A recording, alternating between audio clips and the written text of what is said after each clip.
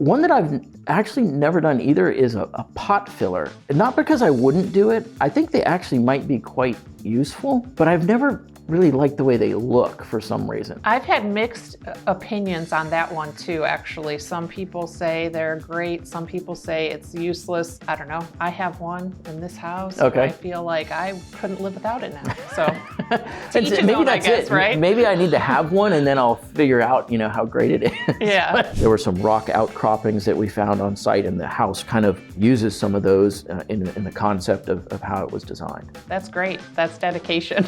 Yeah. Travel all the way over there. Oh, we were hiking around in boots and, out in the wilderness, pulling tape measures. That's one of the reasons why I always say no to soap dispensers. Well, I was close to soap dispensers versus the water, but yeah. I know. Okay, good. So somebody agrees with me.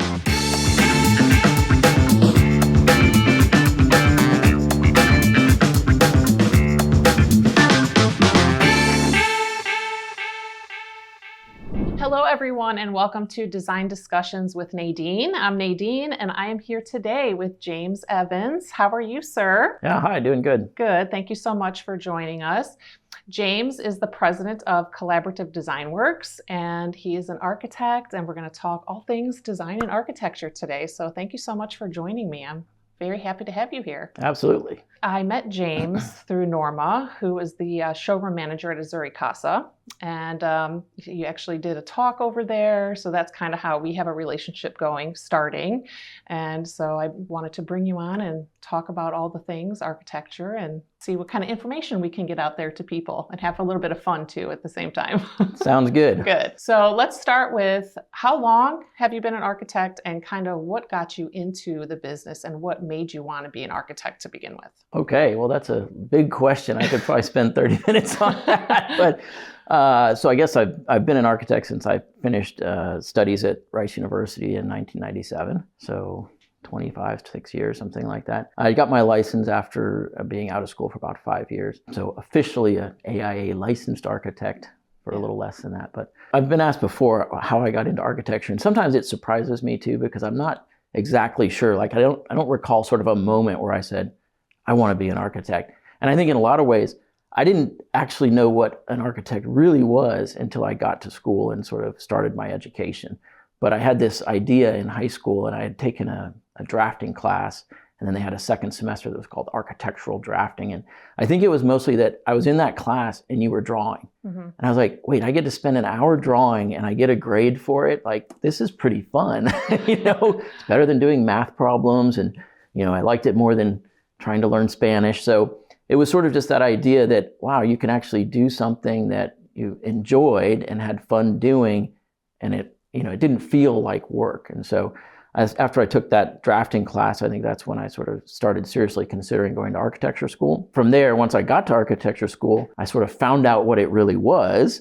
And it just happened to be that it fit right in with sort of what I was interested in, what I wanted to do. And it did continue that sort of ability to do something, whether it was drawing or designing or building models, that I still never really felt like, a class or work. And so that just made a lot of sense to keep on that path. And that kind of what you just said there rolls kind of into my next question, or one of the questions I was going to ask you about the public's perception of architects, and what do you think they typically think an architect is, right? Is it like the general consensus is people think it's for rich people, or do they only do commercial projects?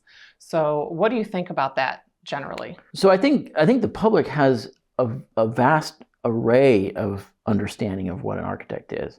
I think some people who are interested in design and environment and the buildings probably spend the time to sort of understand a little better. And then I think there is a good component of the public that doesn't really know what architects do. I mean, certainly they live in buildings and they go through buildings, but they maybe don't pay a lot of attention to what those buildings are. One building's just as good as another for a fair amount of people, I think. Yeah, or they might not think that what's all involved, right? Exactly. And then I think there are also people who sometimes think that architects are sort of an unfortunate necessity to do a building, which I think is a sad way to look at it, because in my opinion, and what I've always done in a lot of my work with the AIA is advocating for the fact that architects can bring value to a project in a way that just spending the money to build something doesn't necessarily have as much value if you don't have the input of an architect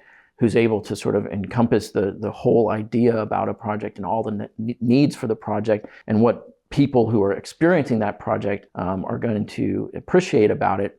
I think is really only possible if the architect or an architect is involved in it. And so certainly on commercial buildings, it's required. Obviously anything over a certain size requires an architect, which I think is good. I think there's also a vast array of sort of the type of architect that is involved in different projects. And so, big public projects like museums and, things of that nature obviously need a very high level, high quality of architect.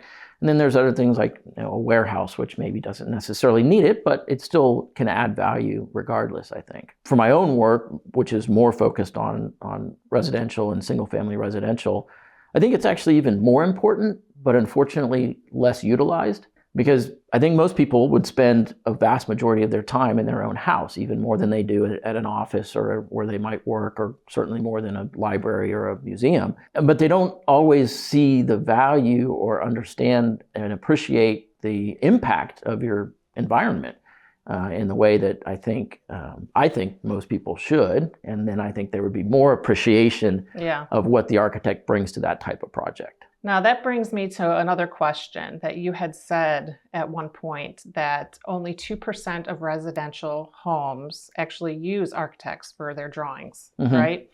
Why do you think that is? That's a pretty low number. It is. And I even when I saw that and pulled up that statistic, I was a little shocked by it. And I don't remember exactly what time period or what they were talking about. I think it's fair to say less than 5% generally use an architect for a single family residential project. And I don't know exactly why that is. I think for the most part, it's a cost issue. I think most people look at it and say, there is a less expensive way to get a house done, built if you want to. Or I think in more cases, it's that very few people actually build their own houses.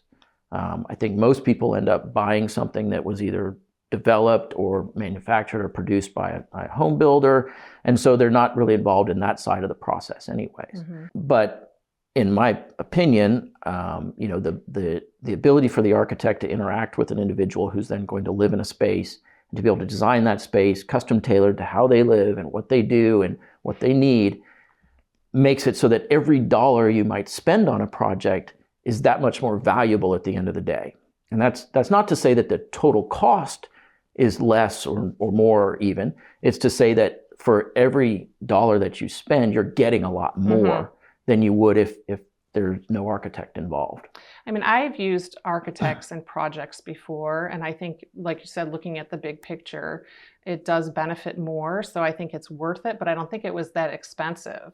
So is the general consensus with people is that it is very expensive for architects to do that, and that's why people don't want to use them? I think it is. I think most people's concept of a house is sort of, what does it cost to build the house? And so in the event where they say, oh, it cost me $500,000 to build a house, the thought that, oh, would I pay another $30,000, $40,000, $50,000 for an architect on top of that, they don't necessarily understand the value that it brings to that project. And so I think it is somewhat just an understanding of how the profession works, what an architect actually does, and that the lack of understanding of that just doesn't make it seem like an expense that you should undertake. Yeah, and again, probably another one of those like educational things people need to learn more about when it comes to that, so then they can understand, like you said, the value of why they should involve an architect in their build as opposed to not, right? Yeah, exactly. And I think that's part of it is anyone who goes into a house that's been designed by an architect, generally, whether they know it or not, will say something to the effect of, oh, this is really interesting or exciting or whatever it might be. They sort of understand it in maybe a non-linear way, but they do understand the difference between one house and another. But I don't know if that always makes the correlation back to, oh, if I was going to do it, I would like to use an architect. They sort of doesn't quite connect all the time. And speaking of going into houses that you have designed, I know you've had many homes that were featured on the AIA tour, right? Mm-hmm. I know one of them was in 2019. So I want to talk a little bit about that, and then also about your design style. I know that you generally do modern design. And we talked a little bit about that too in my questions that I asked you during the Azzurri Casa event, and you were talking about you don't use shaker style and any of that. So let's talk a little bit about the home tours that your homes were featured in with AIA, and congratulations on all of those. That's amazing. Thank you. I've been involved with the AIA for a number of years. Actually, luckily, another architect had called me up right after we had done actually the first house I ever designed, and had asked about having it on the home tour and submitting it for that, which we weren't able to do for that house, but it sort of got me involved. And so I think I've been doing the residential committee for probably 16 or 17 years now. We probably had 12 or 14 houses, not every year, but we miss a few years when we don't have a project that works well. But so I've done it a number of times, and it's an opportunity for doing exactly what we were talking about earlier, which is exposing people to a house that has been designed by an architect. And so certainly the people that go on the tour are interested in seeing that already, but I think it's also a good way for them to really experience that. And I think a lot of people that do go on the tour end up in the future at some point, deciding to do that, to undertake that type of project.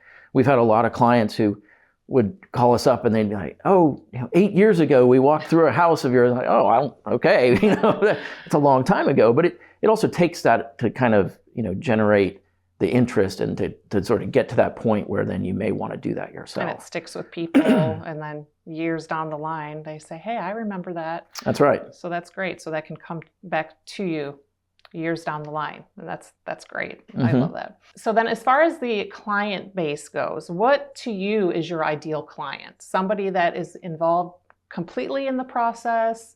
How do you feel like would be your ideal client?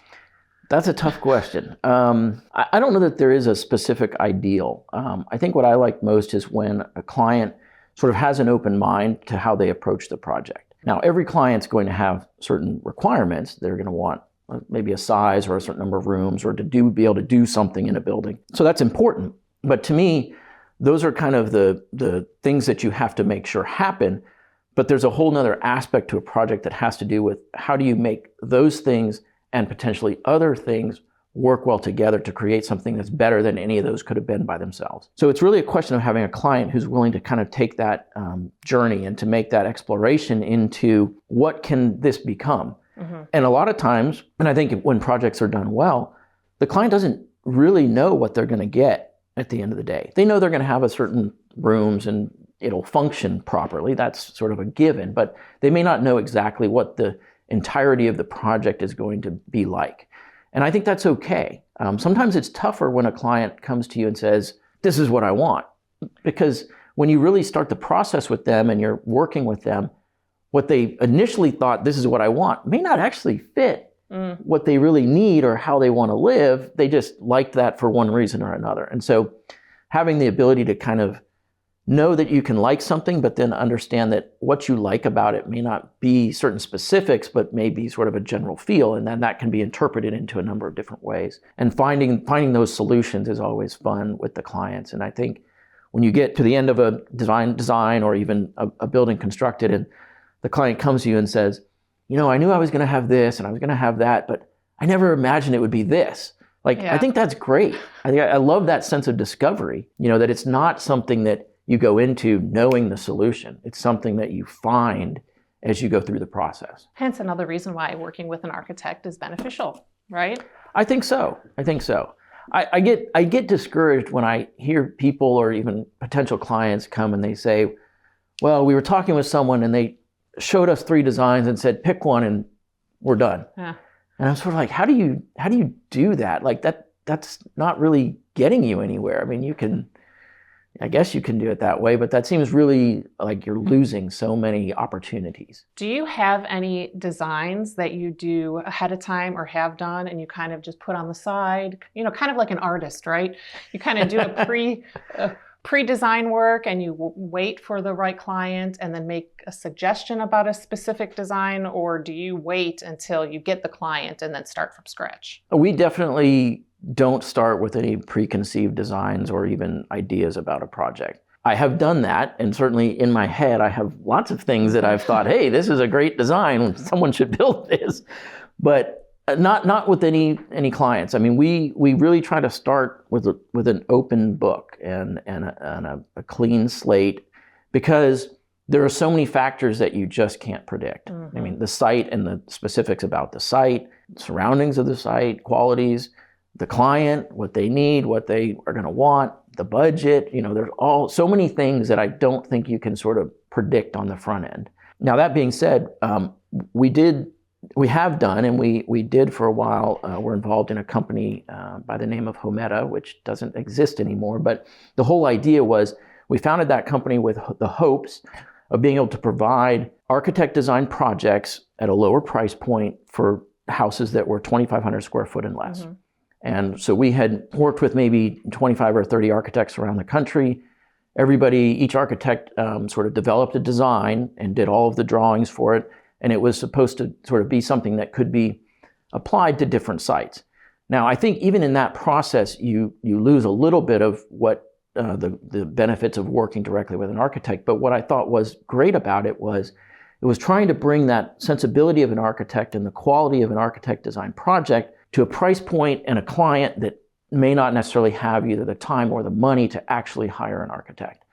And so it was really trying to let that trickle down into a market segment that wasn't being addressed by custom designed houses by architects. That's really great. And so we were selling those online for like $3,000 or $4,000. It was a very inexpensive way to do it.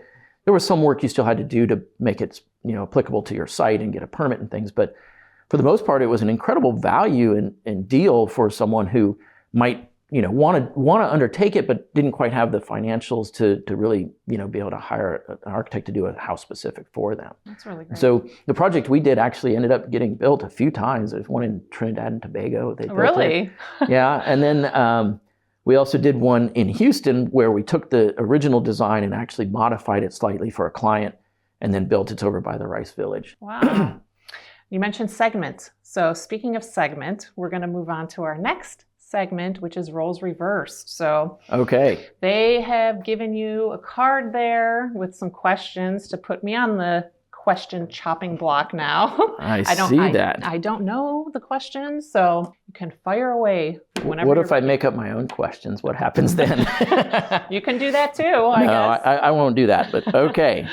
So are you ready? So, yes. All right. So here we go with some questions for you. Okay, I'm scared. Classical European or modern European architecture? Oh, that is a good question.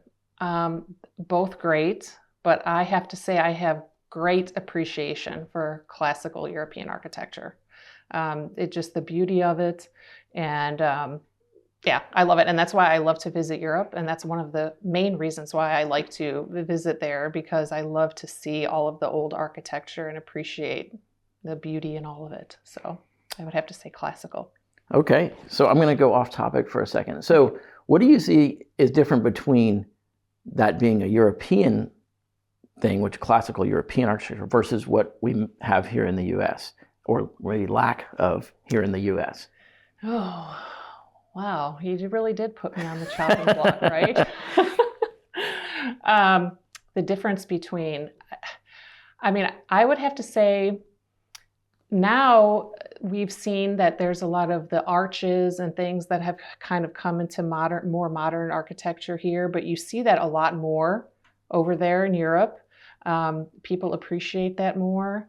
I think handcrafting of a lot of the placement of stones and things of that nature is much more appreciated over there. And it's amazing. See, I always think like the building technology, like the way that things are built. Mm-hmm. If you look at European classical architecture, it was actually modern at the time when it was built. Right. Right. So like we think of it now as classical, whether it's arches or Gothic or whatever it is. But at the time, because of the way they were building things, it was actually contemporary. That's which right. I think is very interesting. Yeah. Because a lot of times I have discussions with clients about, more traditional versus more modern. And I always like to think of it, well, does it take more effort to get something to look older or more effort to do something that is more contemporary with how things are currently built? I think it's an interesting thing to think about. Which one do you like better? Before we move on. I think that's obvious. I prefer contemporary modern architecture mostly because of that fact, because I feel like it's nowadays very honest with how things are built and how people live. But I have the same appreciation for European classical architecture because it was that when it was done. Which country do you think in Europe represents the contemporary architecture, modern architecture, the best? Do you have any thoughts on that? Ooh, I think some of the best work is coming from Danish type of modernism. It's just very Scandinavia. It's very. It just has a very sensibility to it. Is so nice. It's not overdone. It's kind of simple and it Clean seems lines. honest. It seems very honest. That makes sense. So. Okay. All right. I'm sorry. I messed up the questions went here. off base there, but that's okay. So next question. If you could live in one place on Earth, where would it be? Wow. Okay. I have a couple of places for different reasons on that one. But let's see. I would have to say Japan. Yeah. Okay. I've visited so many countries around the world, and I have to say Japan is, for so many reasons, great. Clean. There's so much to do there. Restaurants, so many restaurants to go to. The people are wonderful. So yeah, if I had to pick one, Japan would be my choice. Would it be urban Japan or rural Japan? Both are great, but I would have to say urban. Okay. Next. Okay, here's a. I'm sorry, I'm laughing about this one. If your kids were undecided between medical school and architecture, what would you tell them? Oh, that's an easy one for me because I'm going to be 100% truthful here. I would have to say architecture. I would have to say I also would steer my kids away from medical. Medical's great. Helping people is wonderful. But I've had so many friends that were physicians, surgeons, ER doctors. And I would have to say that a lot of them don't have a very good quality of life. There's lots of stresses. And I would like my kids to have a good work-life balance, right? And the fact that both of my kids are, great artists. One of my sons, my youngest, actually has already said he may want to go into architecture, and he's only 12. So if that trajectory continues, that's great. He can, chose his career at a very young age. And so that would be great if he can come and intern with you maybe a little bit, summertime, learn the ins and outs, kind of see what it's like to get in there and, do all the things that architects do. And maybe that would help sway him one way or another. So it's a great idea. Yeah. Actually, we do that a lot of times. I've spent quite a bit of time with high school kids who are thinking about maybe majoring in architecture, whether it's, just talking with them some, or sometimes they'll come by the office or job site or something. But I think it's important. Like when I said, I didn't really know what an architect was. Like I wish I would have probably done something. I think it would have resulted in the same place. But, in high school, I don't think I had a great understanding of what an architect did. Yeah. Well, my son does have a general good idea. He builds houses on Roblox. Oh, yeah. And I actually saw him doing it the one day, and I was like, wow, that's pretty complex what he was doing there. So, and I did tell him that's a great introduction for him to practice and learn a little bit. And if he comes interns with you, he can carry your lunch. My daughter has done a house on Roblox too. Really? And a store.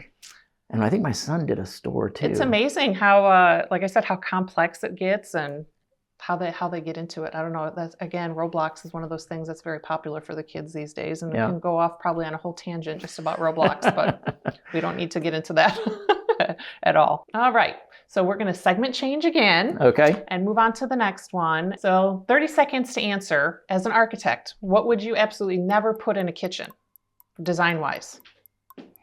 But let me ask you 3 things that you would never put in a kitchen. Wow. One thing might be too easy for you. 3 things I would never put in a kitchen. That's a tough one because I'm pretty open-minded about it, and certainly if a client really wanted something, I might advise them that I don't think it's a great idea, but for the most part, if they really want it, they're going to get it. I'm not a fan of trash compactors, and I don't know why. I think it's probably because every one I've ever seen has been broken, and then it just becomes an expensive way to put your trash somewhere, but they never actually work. So I've never seen the logic behind a trash compactor. Okay. One that I've actually never done either is a pot filler. And not because I wouldn't do it. I think they actually might be quite useful, but I've never really liked the way they look for some reason. Okay. But I can overcome that if someone really wants it for convenience. I'd be okay doing it. But I've had mixed opinions on that one too, actually. Some people say they're great. Some people say it's useless.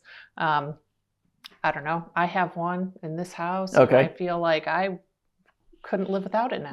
So maybe that's it. Right? Maybe I need to have one, and then I'll figure out, how great it is. Yeah, exactly. But no, I've never that one. I've never had done before. The other one.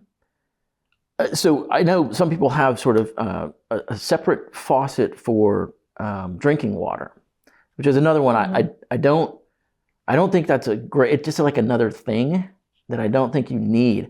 I'm a much bigger proponent of having a whole house water filter. So everything that comes out of any faucet is good quality.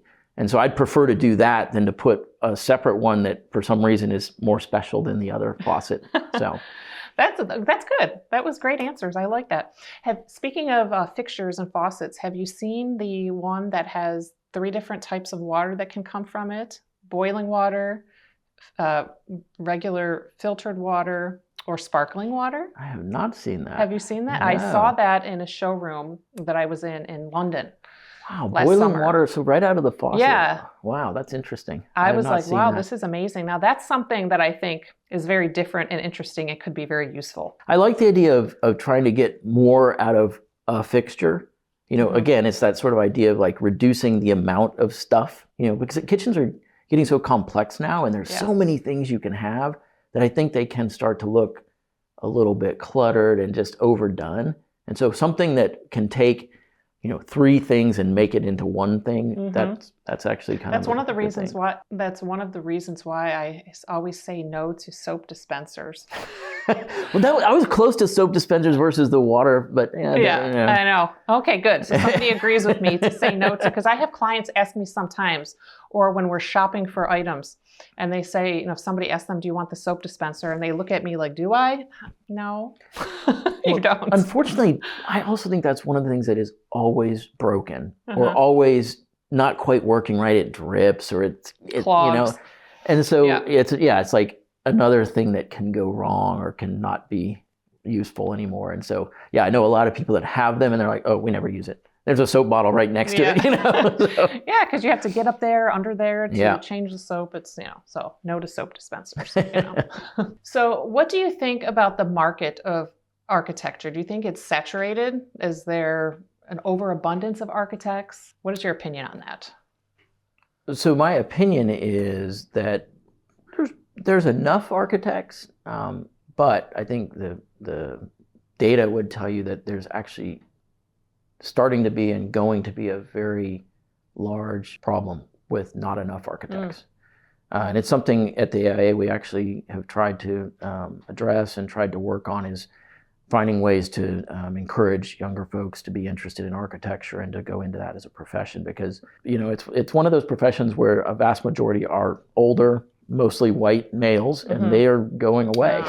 So there's going to be a need. And I think that unfortunately, just if you look at the statistics, there's going to need to be more architects at some point. Or there's going to have to be a change in how things are done, which is a possibility too. But I think it is or there's not a lot of interest in architectural profession with the younger generation right now. Okay. So if I'm a potential client and I'm looking for an architect, what should I look for? Should I look at, portfolio? Of course, referrals are probably always good. Portfolio, resume. What do you think I should look at, and how can I potentially weed out a good from a bad architect? What is your opinion on that? So we actually get this question a lot in interviews when we're talking to prospective clients because, and it's a great question. I think there has to be sort of a baseline appreciation for, the historical work, the portfolio, the talent, and that it kind of fits in with what you think you might want. But in reality, I think a lot of it has to do with personality. The ability to communicate openly, and frankly, to want to spend a fair amount of time with someone. Yeah. Because the best way to get the best results is to really be open about what it is you want and what you need, and also be able to communicate with the architect and for the architect to be able to communicate with you. And so, I tell clients all the time, we're going to spend 2 or 3 years together. Mm-hmm. And, if we don't like each other, it doesn't work well. So, I'm fine with that. If someone, finds a different architect that they just get along with so well that they know they're going to work well with them, and they don't hire me, that's okay. I mean, that's the right decision for them. But it's very important that you just are able to have the kind of communication with your architect that makes the project better. So one of the houses that you did in Houston that had no garage, mm-hmm. How did you get away with that, with not putting a garage in a house in Houston? So it's interesting. That's actually the project that was originally done with Hometa, the binary house. Okay. And so that was designed specifically to use a carport concept because of cost. Mm. So when we were designing a house we knew was going to be smaller and it was going to be for a lower price point, the cost of building a garage, when you talk about cost per square foot of conditioned space, the cost to build the garage is just put into there. There's technically no value in building the unconditioned garage in the metrics that are used by most real estate agents to value a house. So it was a very intentional way to try and keep the cost of building that house lower mm-hmm. by not having to build all the stuff for a garage. As far as whether that's convenient or useful, that's obviously a little bit of a personal choice. For the client that did that project, they were great with it.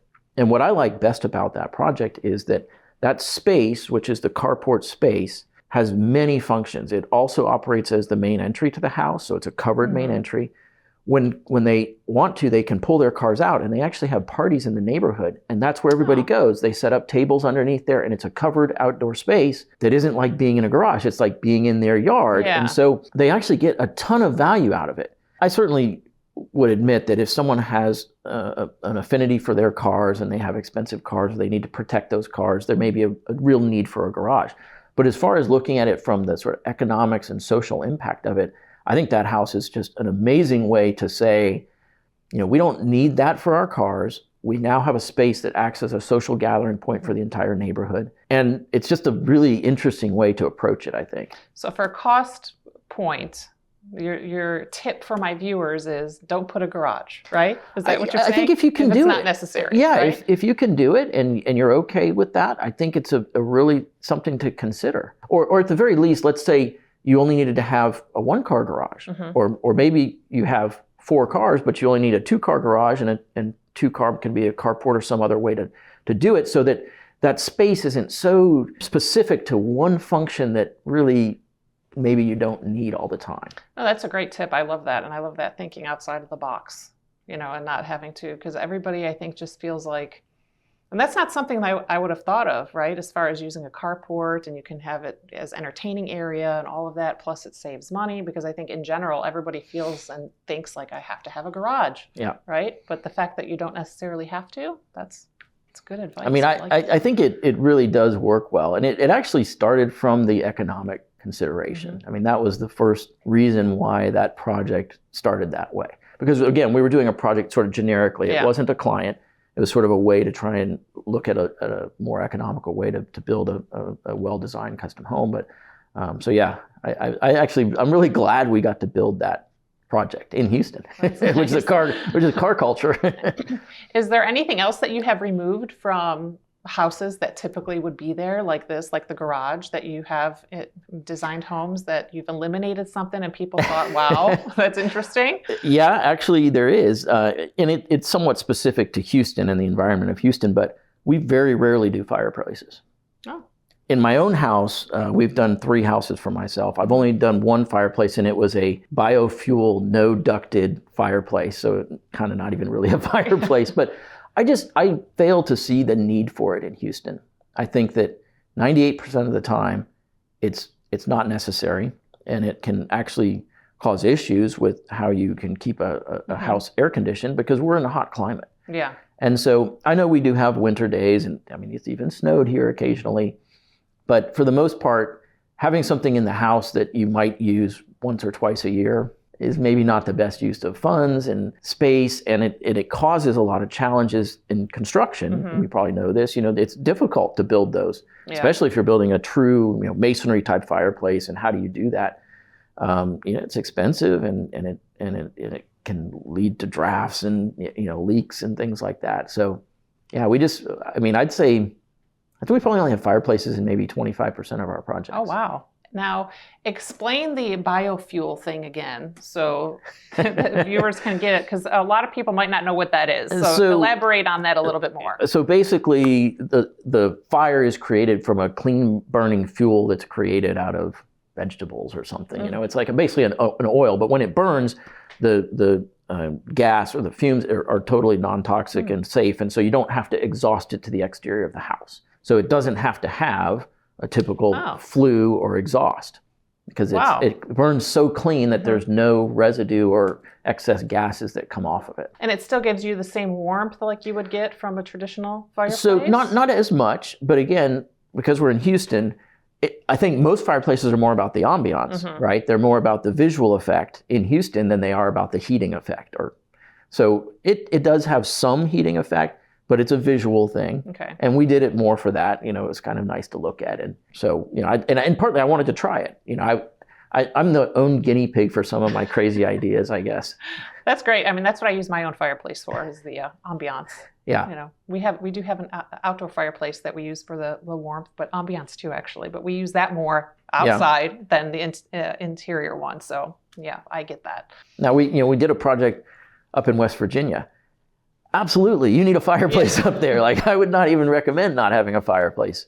It snows all the time and mm-hmm. it's cold. But yeah, for Houston, I think it's something you just have to question. Like, how often do I really use this fireplace, and do I really need it? Yeah. And is that typical? Do you do projects all over the country, or was that kind of a one-off thing in West Virginia? We do. I mean, mm-hmm. We have, and we would certainly work in many different places. The opportunity doesn't come along as often. Certainly, mm-hmm. we do a lot more work in and around Houston and Texas. Okay, so explain that to me now. How would somebody find an architect that's in Houston? Like, how did the client in West Virginia find you? So that client actually, they actually lived in Houston, but they were going to retire in West Virginia, and they had bought some property, a really beautiful, several acres with hills and trees and a bridge over a river. It was fantastic property. But because they lived here, they wanted to work with someone that they could do the design mm-hmm. and get it figured out before they built it. But they didn't want to work with someone that they'd have to travel to meet with. Yeah. So that made some sense, right? We were in Houston but it was really interesting because the first time they came and talked to me, they said, well, we want a log cabin. And I said, well, have you seen my work? We don't really do log cabins. And then the wife said, well, not really a log cabin. We want a log cabin, but we want a modern log cabin. And so that was probably the most transformative process ever, to go from what was the starting point of a log cabin mm-hmm. Up in the hills of West Virginia, which makes some sense, but to then, they wanted to see where that would go. And so it's sort of a modern log cabin, but it really does not look like a log cabin, but it has some of the things that the feelings that they were wanting from that idea. That's good. And did you have to travel there? I know they were here, mm-hmm. so you did a lot of the work here. So then how did that work? Did you travel? We did. We went up because, again, we like to do a lot of site investigations, mm-hmm. and we spent quite a bit of time on site. I think we made 2 or 3 trips during the design process, and then I went there after it was finished to kind of see it as well. But yeah, I mean, and the project is, so, I mean, it's site specific. You know, we were looking at kind of the horizon line and the hills, and there were some rock outcroppings that we found on site, and the house kind of uses some of those in the concept of how it was designed. That's great. That's dedication. Yeah. Travel all the way over there. Oh, we were hiking around in boots and, you know, out in the wilderness, pulling tape measures, and because we had to figure out also where to put the house. You know, they had sort of an idea where they thought it might be good, and we ended up pretty close to that, but we kind of shifted a little bit for some views and some other reasons. And so the house has this very interesting kind of portion where the it's sort of at the top of the hill, but the hill falls away and the house kind of projects out, and very similar to these rock outcroppings that we had looked at. And then there's the overall kind of form from one side really mimics the hillsides in the distance in terms of the roof line. And so there were a number of things like that we were kind of keying off of. Yeah, I eliminated an architect once because there was a project in Breckenridge in Colorado, and he wanted to do the whole project from Houston without any on-site visits. Wow. So, I don't know if I could do that, actually. Like, I would feel very uncomfortable not having been to a site before I, you know, tried to put something there.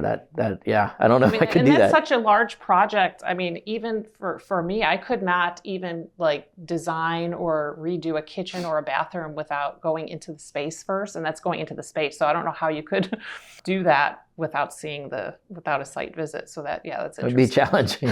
Very challenging. Well, I had such a pleasant talk with you, and I'm very happy that you came to speak with me here, and I hope you enjoyed it too. Yeah, absolutely. Yeah, this was fun. A little bit of fun too. I always find myself having to think about things, you know, and sometimes you need to sort of take a step back and you know, kind of consider what you're doing. And so it's a good opportunity for me to sort of reflect on, you know, the work that we're doing and how we approach things. So yeah, I enjoyed it. Yeah, you should come be a resident architect for my podcast. I would love to have you. What does a resident architect mean? Consistent basis. Oh, okay. You know, come and talk with me maybe, you know, once a month or whatever it is. We can talk about that later if you would like to do that, but that would be great. So Thanks for watching. Thank you, James, for talking with me. I appreciate it very much. Until next time, keep designing your life, and we'll see you in the next one. Bye.